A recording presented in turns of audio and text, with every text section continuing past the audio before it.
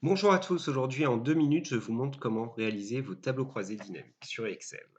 Alors, un tableau croisé dynamique, qu'est-ce que c'est? C'est avant tout un outil qui permet d'organiser les données et de synthétiser les données.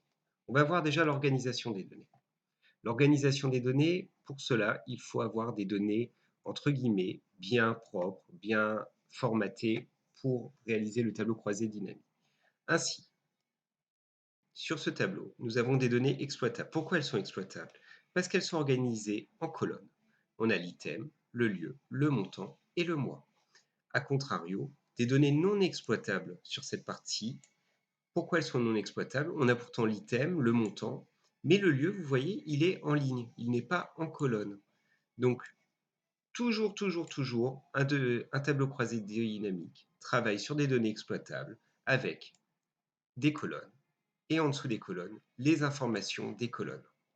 On va passer tout de suite au premier tableau croisé dynamique. On va chercher à reproduire ce tableau. Rien de plus simple. On se place sur la feuille. Donc là, par exemple, en I8, on fait insertion, tableau croisé dynamique.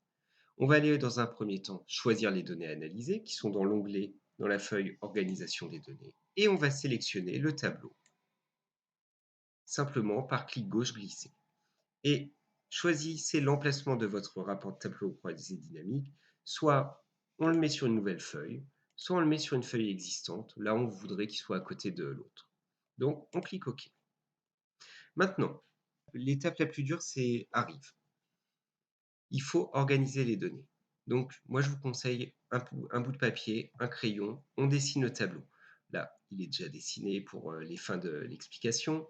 On a l'Est, l'Île-de-France, donc les lieux. Ils sont sur des lignes. Vous voyez, ligne, ligne, ligne. Donc, on va aller se placer sur le tableau croisé dynamique. On va aller chercher le lieu et on va le mettre dans le champ ligne. Maintenant, on veut les montants associés à ces champs. On va mettre le montant dans valeur. Il fait une somme automatiquement. Passons à un deuxième tableau croisé dynamique. Là, c'est à peu près le même système, sauf qu'on rajoute une difficulté, on va rajouter les colonnes de mois. Donc, pareil, on se place dans la feuille de calcul, on fait insertion, tableau croisé dynamique. On va chercher les données, organisation des données, on prend les données, on fait OK. Le lieu reste toujours en ligne, les montants en valeur, et on va simplement rajouter le mois en colonne.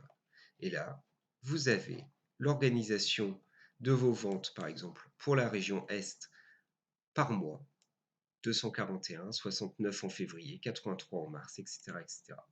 Voilà, il ne reste plus qu'à vous entraîner de votre côté, et puis à bientôt pour une nouvelle vidéo.